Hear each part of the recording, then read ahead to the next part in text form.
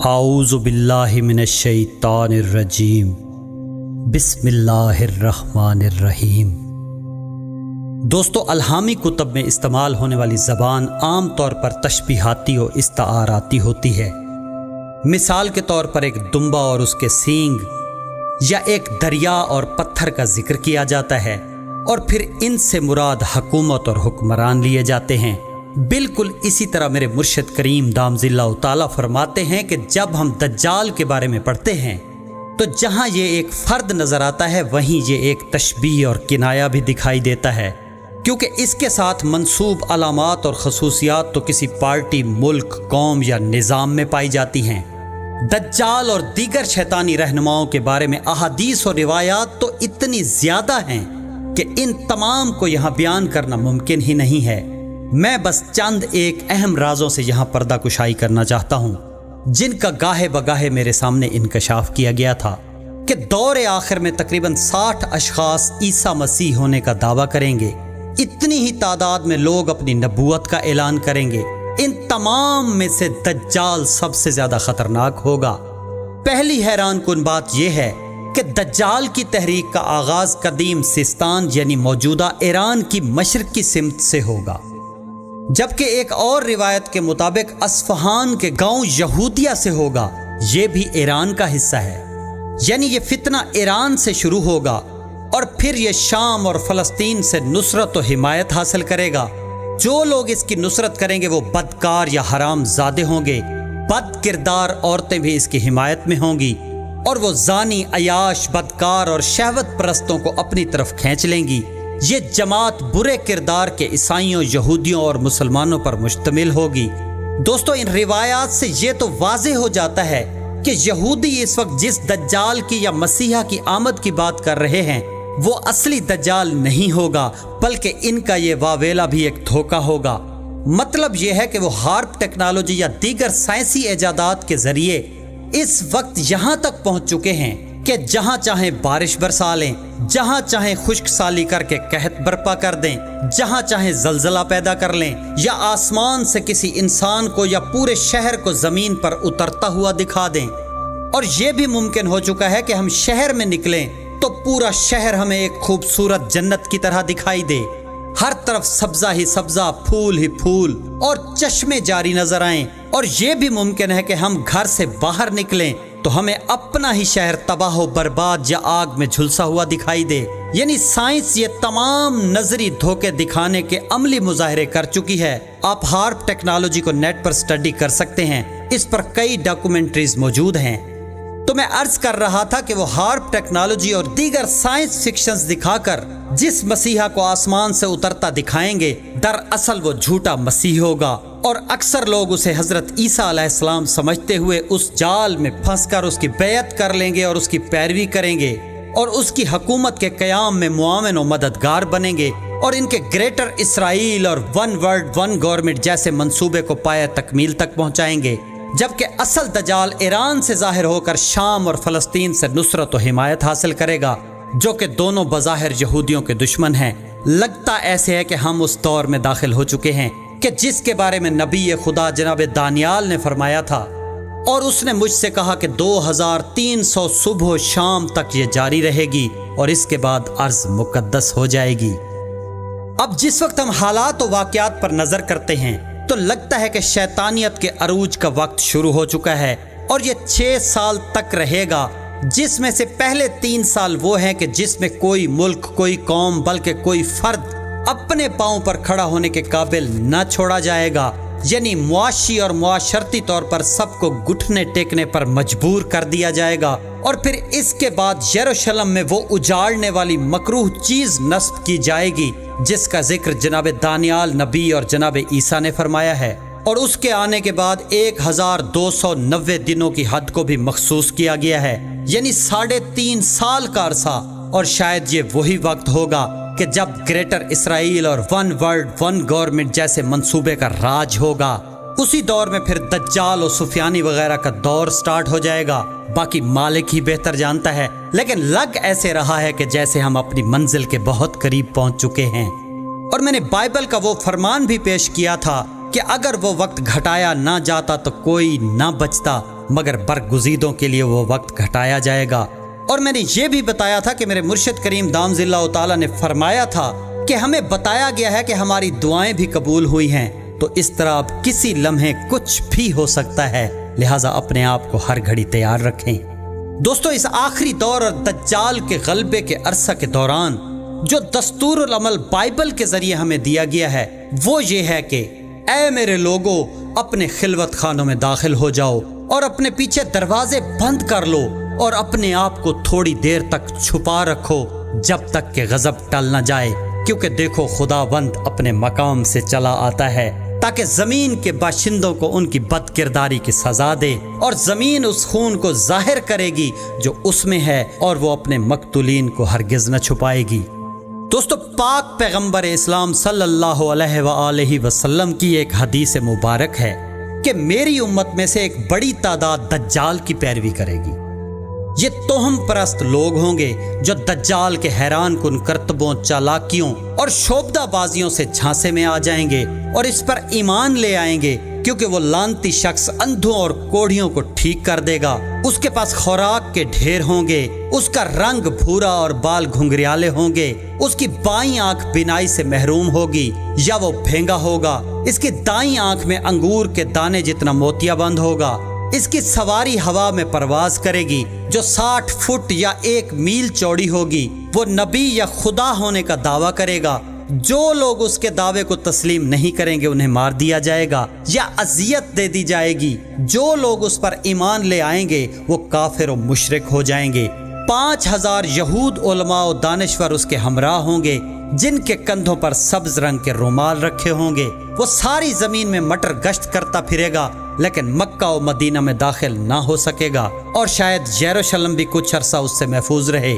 اس کے غلبے کے دوران دعوت الارض ظاہر ہوں گے، اور اس کے بعد حضرت عیسیٰ علیہ السلام آسمان سے نازل ہوں گے جو دجال کو کوہ آفیق یا فلسطین کے لدھا گیٹ پر قتل کریں گے۔ آج کل لدھا گیٹ میں اسرائیل کا ایک بڑا ایئرپورٹ موجود ہے۔ دوستو، دجال کے غلبے کے دور میں نیک اور صالح لوگ بہت زیادہ تعداد میں بے دردی سے قتل کیے جائیں گے، جن کے بدلے میں بہت سے غلط کاروں کو خدائی افواج بے رحمی سے قتل کریں گے۔ قرآن پاک میں فرمایا گیا ہے کہ پس جب انہیں ہمارے عذاب کا احساس ہوا تو وہ وہاں سے بھاگنے لگے، لیکن ان سے کہا گیا کہ مت بھاگو اور لوٹ آؤ اپنے مسکن اور اس عیش و آسائش کی طرف جو تمہیں دیے گئے تھے، تاکہ تمہاری جواب طلبی کی جائے۔ ان لوگوں نے کہا کہ ہائے افسوس ہم پر، بے شک ہم ظالم اور خطا کار تھے، اور ان کی یہ پکار جاری رہی جب تک کہ ہم نے انہیں کٹی ہوئی کھیتی اور بجھی ہوئی راکھ نہ بنا دیا۔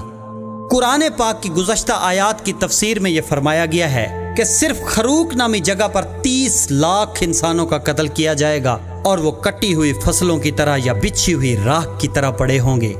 دوستو، انجیل مقدس کی کتاب یوحنا میں جو مکاشفہ درج ہے اس میں دجال کے واقعات کو علاماتی انداز میں بیان کیا گیا ہے۔ وہ بتاتے ہیں کہ اور میں سمندر کی ریت پر جا کر کھڑا ہوا، اور میں نے ایک حیوان کو سمندر میں سے نکلتے ہوئے دیکھا۔ اس کے 10 سینگ اور 7 سر تھے، اور اس کے سینگوں پر 10 تاج تھے، اور اس کے سروں پر کفر کے کلمات لکھے ہوئے تھے۔ اور جو حیوان میں نے دیکھا اس کی شکل تیندوے کی سی تھی، اور پاؤں ریچھ کے سے، اور منہ ببر شیر کا سا تھا۔ اور اس اژدہا نے اپنی قدرت اور اپنا تخت اور بڑا اختیار اسے دے دیا۔ یہاں اژدہا سے مراد شیطان اور حیوان سے مراد دجال ہے۔ وہ بتاتے ہیں کہ اور میں نے اس کے سروں میں سے ایک سر پر گویا زخم کاری لگا ہوا دیکھا، مگر اس کا زخم کاری اچھا ہو گیا، اور ساری دنیا تعجب کرتی ہوئی اس حیوان کے پیچھے ہو لی۔ اور چونکہ اس اژدہا نے اپنا اختیار اس حیوان کو دے دیا تھا، اس لیے انہوں نے اژدہا کی پرستش کی، اور اس حیوان کی بھی یہ کہہ کر پرستش کی کہ اس حیوان کی مانند کون ہے، کون اس سے لڑ سکتا ہے۔ اور بڑے بول بولنے اور کفر بکنے کے لیے اسے ایک منہ دیا گیا تھا، اور اسے 42 مہینے تک کام کرنے کا اختیار دیا گیا کہ مقدسوں سے لڑے اور ان پر غالب آئے، اور اسے ہر قبیلہ اور امت اور اہل زبان اور قوم پر اختیار دیا گیا۔ پھر آخر میں فرمایا کہ مقدسوں کے صبر اور ایمان کا یہی موقع ہوگا، اور اسی باب کے آخر میں یہ بتایا گیا ہے کہ وہ معاشرے کے ہر فرد کو اپنے جسم پر ایک چھاپ یا نشان لگوانے پر مجبور کرے گا۔ یہ نشان ایک آدمی کا نمبر ہے جو کہ 666 ہے۔ میرے مرشد کریم دامت اللہ تعالیٰ نے یہ تفصیل 1995-96 یعنی 1995-96 میں تحریر فرمائی تھی، اور ساتھ ہی یہ بھی تحریر ہے کہ فی الحال ہمیں 666 یعنی 666 کے معنی یا اہمیت سمجھ نہیں آتی۔ ممکن ہے کہ ہمیں آنے والے دنوں میں اس کا مطلب سمجھ آ جائے، یعنی اس کا کوئی مطلب ظاہر ہو جائے۔ دوستو، اس وقت 666 واضح نہ تھا، لیکن آج تو تقریباً ہم سب ہی جانتے ہیں کہ 666 یہودی علومیناتی تنظیم کا خفیہ کوڈ ہے، جس پر بے بہا ڈاکومنٹریز بن چکی ہیں جو نیٹ پر موجود ہیں۔ تو اس کا مطلب ہوا کہ جو باتیں زبان زد عام ہیں کہ ان قریب ایک چپ انسان کے جسم میں لگائی جائے گی، یا ویکسین کی آڑ میں انسانی دماغ کو کنٹرول کرنے کے لیے کوئی وائرس جسم میں داخل کیا جائے گا، تو اس کا مطلب ہوا کہ یہ ہو کے رہے گا، کیونکہ بائبل کہہ رہی ہے کہ وہ معاشرے کے ہر فرد کو اپنے جسم پر ایک چھاپ یا نشان لگوانے پر مجبور کرے گا۔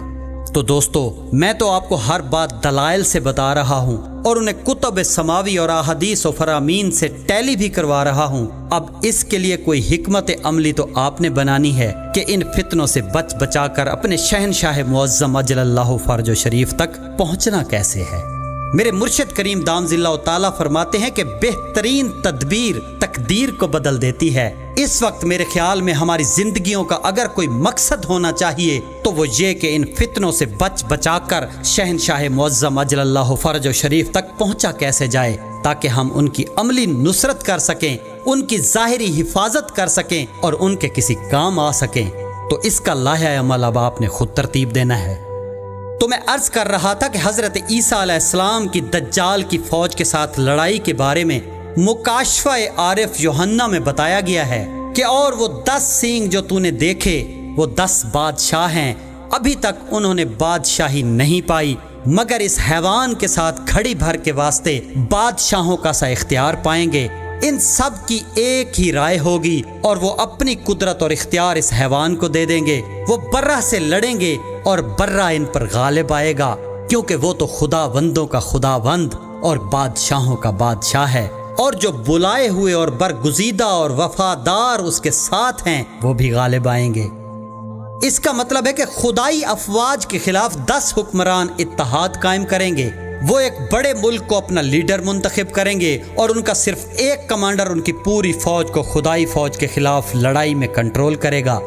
دوستو، دجال کی طرح سفیانی کے واقعات سے بھی سوشل میڈیا بھرا پڑا ہے، اور میں اسے زیادہ طول بھی نہیں دینا چاہتا، بلکہ میں بس ایک نکتہ سمجھا کر اپنے سفر کو آگے بڑھانا چاہتا ہوں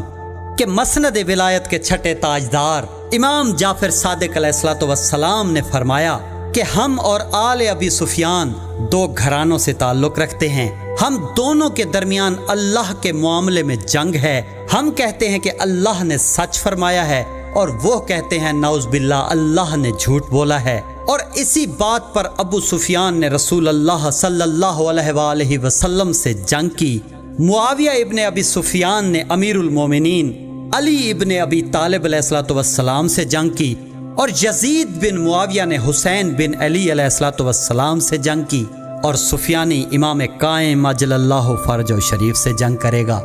دوستو، غور کریں تو بات واضح ہو جاتی ہے کہ اللہ کے صرف ایک فرمان پر یہ سارا اختلاف ہے، یعنی حجت خدا پر۔ ہر دور میں حجت خدا کا انکار کیا گیا کہ ان کے بارے میں اللہ نے نہیں فرمایا، یعنی حجت خدا رسول اللہ صلی اللہ علیہ وآلہ وسلم کے روپ میں آئی تو انکار، امیر المومنین علیہ السلام کے روپ میں آئی تو انکار، کریم کربلا علیہ السلام کے روپ میں آئی تو انکار، اور اب جس وقت یہ منتقم آل اطہار کے روپ میں آئیں گے تو پھر بھی بھرپور انداز میں انکار کیا جائے گا، اور یہاں بھی انکار کرنے والا آل ابو سفیان سے ہوگا، ورنہ ویسے تو اللہ کے باقی فرامین کے وہ بھی انکاری نظر نہیں آتے، صوم و صلات کے بھی پابند نظر آتے ہیں، ظاہری شرعی احکامات بھی تقریباً مان رہے ہیں۔ تو معلوم ہوا کہ اصل نقطہ ہی حجت خدا ہے۔ جو وقت کی حجت کا انکاری ہے وہ اللہ کا انکاری ہے، اور اگر ہم سابقہ حجتوں کے ادوار کا جائزہ لیں تو پتہ چلتا ہے کہ جو حجت خدا کی نصرت نہیں کرتا ان کے حق کے لیے باطل سے برسر پیکار نہیں ہوتا، उनके हक की खातिर पत्थर नहीं खाता, तीर तलवार नेजा से जख्मी नहीं होता, चाहे वो जख्म ज़ाहिरी तीर और तलवार के हों या ज़बान के हों, तो वो भी अपने दौर की हुज्जत का इनकारी ही तसव्वुर किया जाता है। जान, माल, आल औलाद और मताए हियात, इज्जत और नामूस सब कुछ से न सिर्फ उन्हें अफजल समझना पड़ता है, बल्कि जब तक ये सब कुछ उन पर कुर्बान नहीं कर लेता, वो भी इनकार करने वालों ही की लिस्ट में रहता है, चाहे वो हुज्जत खुदा के पीछे खड़े होकर साल हा साल नमाजें ही क्यों ना पढ़ता रहा हो। दोस्तों, कुछ बातें ऐसी होती हैं जो किसी के साथ शेयर करने वाली नहीं होती, लेकिन दीन नुसरत मजबूर करता है कि हक अदा किया जाए। मेरा एक दोस्त था जो काफी अरसा इस बात पर परेशान रहा कि बरोज़ महशर हिसाब किताब कैसे होगा, यानी एक फर्द को कटहरे में लाया जाए, उसके एक एक अमल पर बाज पुरस हो, एक एक अमल पर गवाह लाए जाएं, फिर बहस हो, सच और झूठ को सामने लाया जाए, फर्द जुर्म आयद की जाए, फिर सजा सुनाई जाए या जजा का फैसला हो, तो ये तो अगर उस शख्स की कुल जिंदगी को 10 से ज़रब भी दी जाए तो शायद इससे भी ज्यादा एक फर्द के हिसाब किताब पर टाइम लग जाए। और फिर जनाब आदम अलैहिस्सलाम से लेकर आखिरी इंसान तक आने वाली नस्ल आदम का तो अंदाजा ही नहीं लगाया जा सकता कि कितनी है, तो यह हिसाब किताब कैसे होगा, कितना अरसा लग जाएगा इस पर, वगैरह वगैरह। तो मैंने उसे मशवरा दिया कि आप नमाज तवस्सल पढ़कर शहनशाह ज़माना अजलल्लाहु फर्ज शरीफ से पूछें, क्योंकि आपके इस सवाल का जवाब और तो कहीं से मिल नहीं सकता। अल मुख्तसर उसे जियारत हुई और जवाबन फरमाया गया कि सिर्फ एक सवाल होगा जिस पर तमाम उम्मतों का फैसला हो जाएगा, और वो सवाल ये होगा कि तुम्हारा अपने दौर की हुज्जत खुदा से रवैया कैसा था। और ये तो हम सब ही जानते हैं कि रवैये 4 किस्म के होते हैं, दोस्त, दुश्मन, मुनाफिक या अजनबी, ये 4 रवैये हैं। दुश्मनी, मुनाफकत या अजनबियत वाला रवैया अगर हुज्जत खुदा से है तो ये तीनों ही दुश्मनी तस्वर होंगे। बाकी रह जाता है एक रवैया, और उसका तज्जिया हम इस तरह कर सकते हैं कि हम देखें कि हम अपने लिए दोस्त कैसा पसंद करते हैं। हमारे ऊपर अगर कोई मुश्किल आ जाए तो हम अपने दोस्त से क्या तवक्को रखते हैं, हम बीमार हों तो क्या तवक्को होती है, हम गमगीन हों तो क्या तवक्को होती है, हमारे घर में कोई दुख तकलीफ हो तो क्या तवक्को होती है, और अगर हम खुश हों तो क्या तवक्को होती है, हम कहीं चले जाएं तो दोस्त से क्या तवक्को होती है कि वो हमारे जाने के बाद हमारे लिए क्या करेगा। ऐसे ही एक एक बात पर गौर करते जाएं और साथ साथ ये मवाजना भी करते जाएं कि हमारा रवैया अपने ज़माने की पाक हुज्जत के साथ कैसा है। मौला और मालिक तो दूर, क्या हमने एक दोस्त वाला रवैया उनके साथ रखा हुआ है? नतीजा आपके सामने आ जाएगा कि हम इस वक्त कहाँ खड़े हैं और कल हमारे साथ क्या रवैया रखा जाएगा। तो दोस्तों, निचोड़ ये निकला कि अगर कोई हकीकी दीन है तो वो हुज्जत खुदा की नुसरत है, और अगर हमने हुज्जत खुदा की नुसरत का कलमा नहीं पढ़ा तो हमने अभी तक कलमा हक अदा ही नहीं किया, यानी ये एक तरह से अल्लाह के इनकार के मुतरादिफ है। और ये भी याद रहे कि शरई अहकामात की अदायगी भी उसके बाद ही कोई फ़ायदा दे सकती है, पहले हरगिज़ फ़ायदा नहीं दे सकती। जैसे एक शख्स रसूल अल्लाह सल्लल्लाहु अलैहि वसल्लम की नुसरत नहीं करता, यानी खुदा न करे वो किसी मुसीबत में हो और वो उन्हें दुश्मनों में छोड़कर उनकी हिफाजत करने की बजाय नमाज पढ़ रहा हो या दीगर अहकामात शरई की अदायगी में मसरूफ़ हो, तो क्या उसकी नमाजें कबूल होंगी? ज़रा गौर करें कि वो कौन सी नमाजें होंगी कि जिनके बारे में मुस्नदुल शामीन और तिबरानी फिल औसत में एक हदीस रसूल सल्लल्लाहु अलैहि वसल्लम मौजूद है कि उस दिन उनकी नमाजें कपड़े की तरह लिपेट कर उनके मुंह पर मार दी जाएंगी। तो मैं अर्ज कर रहा था कि हुज्जत खुदा की नुसरत भी जारी हो और फिर साथ साथ अहकामात शरई की अदायगी भी हो रही हो, तो ये वो अमल है जो इस रिश्ते, इस रवैये को 4 चांद लगा देगा, क्योंकि शरीयत दरअसल हुज्जत खुदा के फरामीन ही होते हैं, और जो हुज्जत खुदा की नुसरत के साथ साथ उनके फरामीन पर अमल करता है तो वो खुशनुदी हासिल करता है और अज़ली खुशनसीबी उसका मुकद्दर बन जाती है। और जम्मन शाह में बानियान मकसद ने 50 साल तक इस दीन नुसरत का अमली मुजाहिरा करके दिखाया और समझाया है सारे जहान को कि शरई अहकामात की 100% अदायगी के साथ साथ हुज्जत खुदा की नुसरत कैसे की जाती है। تو میں عرض کر رہا تھا کہ سفیانی کا قتل شہنشاہ آخر الزمان اجل اللہ فرج شریف کے ہاتھوں ہوگا کیونکہ وہ ان کا دشمن ہوگا، اور دجال کا جناب عیسیٰ کے ہاتھوں کیونکہ وہ ان کا دشمن ہوگا، اور پھر آخر میں شیطان کا قتل شہنشاہ انبیاء صلی اللہ علیہ وآلہ وسلم کے ہاتھوں ہوگا، جس کی تفصیل میں پہلے عرض کر چکا ہوں۔ اس سے ایک اور بات بھی واضح ہو جاتی ہے کہ ہر حجت خدا کے دور میں شیطان کا کوئی نہ کوئی نمائندہ ان کے مقابل برسر پیکار رہا ہے، اس لیے ظہور پاک کے وقت ہر حجت خدا کو موقع دیا جائے گا کہ وہ اپنے ہاتھوں سے اپنے چاہنے والوں پر ہونے والے ظلم و ستم کا اس نمائندہ شیطان سے انتقام لے۔ دوستو، اعلان خروج کے فوراً بعد سے قیام حکومت الہیہ تک اگر ان ادوار کی واضح تقسیم کی جائے تو یہ 5 زمانے بنتے ہیں۔ پہلے دور سے تقریباً 6 ماہ پہلے خروج سفیانی کے فتنے جنم لیں گے، اور سرکار زمانہ اجل اللہ فرج شریف کے خروج کے بعد بھی تقریباً 3 ماہ تک یہ فتنے جاری رہیں گے، یعنی ایک بچہ پیدا ہونے کی مدت تک کے لیے سفیانی کی حکومت ہوگی، جس میں 6 مہینے پہلے اور 3 مہینے ظہور کے بعد کا وقت ہے۔ سب سے پہلا دور ابتدائی دور ہے، جس میں حالات ابتر ہیں، ہر طرف ہنگامے برپا ہیں، جنگ و جدل کا ماحول ہے، اور دوسری طرف خروج یمانی و سفیانی ہے، فتنہ دجال ہے، یعنی یہ سارے ہنگامے دنیا میں ہو رہے ہوں گے۔ جیسے جناب عیسیٰ علیہ السلام نے فرمایا تھا کہ قوم قوم کے ساتھ دست و گریباں ہوگی، ملک ملک سے، اسی طرح ہر طرف افراتفری کا دور ہوگا۔ اس دور میں مقام کریت القرا سے شہنشاہ معظم امام آخر الزمان اجل اللہ فرج شریف تنہا روانہ ہوں گے اور مکہ پہنچنے تک تنہا ہوں گے۔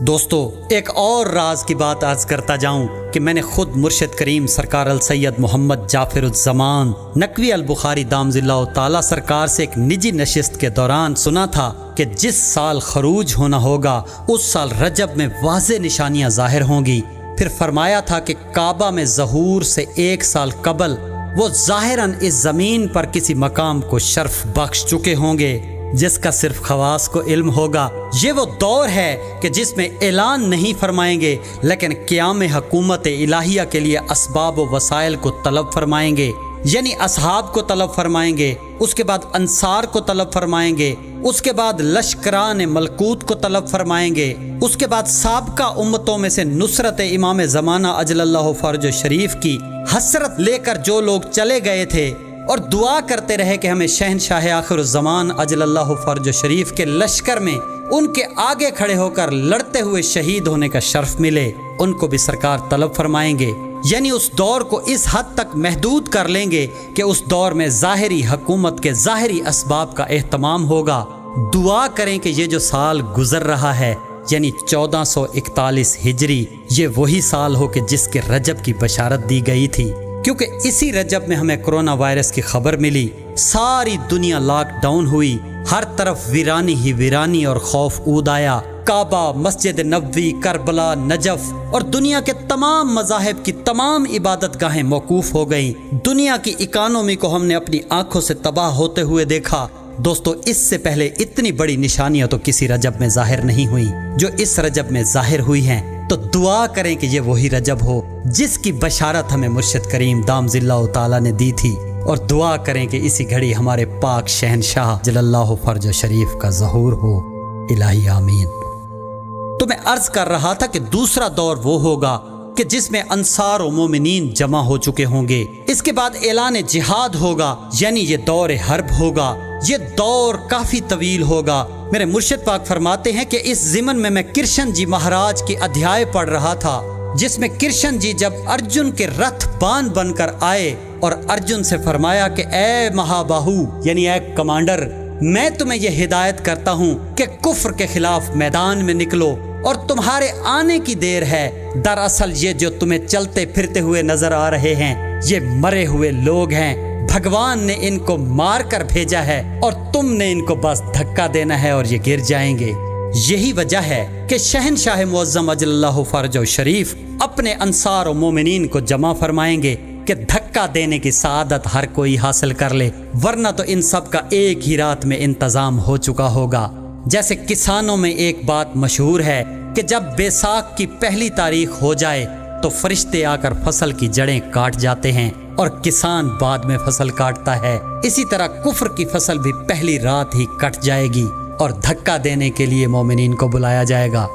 تو میں عرض کر رہا تھا کہ شہنشاہ آخر الزمان اجل اللہ فرج شریف کا پہلے دور میں مستقل قیام مکہ میں رہے گا اور دوسرے دور میں مکہ مرکز ہوگا، مگر مستقل قیام مکہ میں نہ ہوگا، کیونکہ بعض مقامات پر بنفس نفیس لشکر کی کمانڈ فرما رہے ہوں گے۔ جس وقت لشکر سفیانی کے لیے شام تشریف لے جائیں گے، عین اس وقت شہنشاہ کربلا علیہ الصلوۃ والسلام کی فوج ظفر موج کی دنیا میں آمد ہوگی، جن کا پاک علم شہنشاہ وفا مولا غازی عباس علیہ الصلوۃ والسلام نے اٹھایا ہوا ہوگا۔ میرے مرشد کریم فرماتے ہیں کہ یہ مجھے عجیب بات محسوس ہوئی کہ خروج پاک تو پہلے ہو چکا ہوگا اور جنگ بھی پہلے شروع ہو چکی ہوگی، مگر لشکر سفیانی سے شام کی جنگ میں شرکت کے وقت شہدائے کربلا اور شہنشاہ کربلا کیوں تشریف لائیں گے؟ وہ فرماتے ہیں کہ پھر سمجھ میں آیا کہ وہ اپنے مقصد کی شریک ہمشیر پاک یعنی جناب شریکت الحسین صلوات اللہ علیہ کا مرکز چونکہ شام ہے، تو ان کے استقبال کے لیے خود شہنشاہ کربلا علیہ الصلوۃ والسلام تشریف لائیں گے کہ دیکھو آج آپ کے لخت جگر کی شاہی ہے۔ اس دور میں مختلف مقامات پر شہنشاہ معظم اجل اللہ فرج شریف کا قیام ہوگا۔ اس دور میں بے شمار جنگیں لڑی جائیں گی اور اس دور کی سب سے آخری جنگ لشکر ابلیس کے ساتھ ہوگی جو عراق میں لڑی جائے گی۔ اس کے بعد تیسرا دور شروع ہوگا جو دور اصلاحات ہے۔ اس دور میں بھی مکہ میں قیام ہوگا، یہاں احکامات کی از سر نو تدوین کی جائے گی، اصلاحات کی جدید تعریفیں وضع کی جائیں گی، جس میں شہنشاہ معظم اجل اللہ فرج شریف نے ریفارمنگ کرنی ہے، اور یہ دور امتحان کا دور بھی ہوگا۔ مثلا شہنشاہ معظم اجل اللہ فرج شریف فرمائیں گے کہ کعبہ گرا دو، یہ اپنے اصل مقام پر نہیں ہے، کیونکہ ظالمین نے اسے 70 مرتبہ گرا کے دوبارہ بنایا ہے، یعنی جناب آدم علیہ السلام کے بعد جب جناب ابراہیم علیہ السلام نے اس کو بنایا تو اس وقت یہ اپنے مقام سے ہٹ چکا تھا، انہوں نے دوبارہ اسے اس مقام پر کھڑا کیا تھا۔ اس کے بعد حجاج بن یوسف اور یزید کے دور میں بھی اس میں تبدیلیاں آتی رہی ہیں، جس کی وجہ سے شہنشاہ معظم اجل اللہ فرج شریف فرمائیں گے کہ اسے ہٹا دو اور اس کی بجائے نیا جدید کعبہ اس کے اصل مقام پر بنائیں گے۔ تو یہ ایک امتحان بھی ہوگا، کیونکہ کئی شیعہ اور جانثار کہلوانے والے شہنشاہ معظم اجل اللہ فرج شریف کے لشکر میں ایسے بھی ہوں گے جو کہیں گے کہ اللہ کا گھر ہے، کیسے گرائیں؟ شہنشاہ معظم اجل اللہ فرج شریف فرمائیں گے میں مالک ہوں، میرا حکم ہے کہ اس کو گرا دو، تو وہ کہیں گے کہ پہلی کدال آپ پسند فرمائیں، اور جب شہنشاہ معظم اجل اللہ فرج شریف پہلی کدال ماریں گے تو اس وقت کعبہ میں سے اتنا گرد و غبار اور دھواں اٹھے گا کہ لوگ توبہ توبہ کرتے ہوئے ان کے دین سے منحرف ہو جائیں گے۔ اس پر شہنشاہ معظم اجل اللہ فرج شریف فرمائیں گے کہ یہ ان کا امتحان تھا، پہلے ان کی گردنیں اڑاؤ، بعد میں کعبہ گرانا۔ دراصل کعبہ میں امت کی آلودگیاں جمع ہو چکی ہوں گی جو شہنشاہ معظم اجل اللہ فرج شریف کی پہلی ضرب نورانی کی وجہ سے تحلیل ہو جائیں گی، جسے وہ اللہ کا عذاب سمجھیں گے۔ مسجد الحرام کا کچھ احاطہ ٹھیک فرمائیں گے،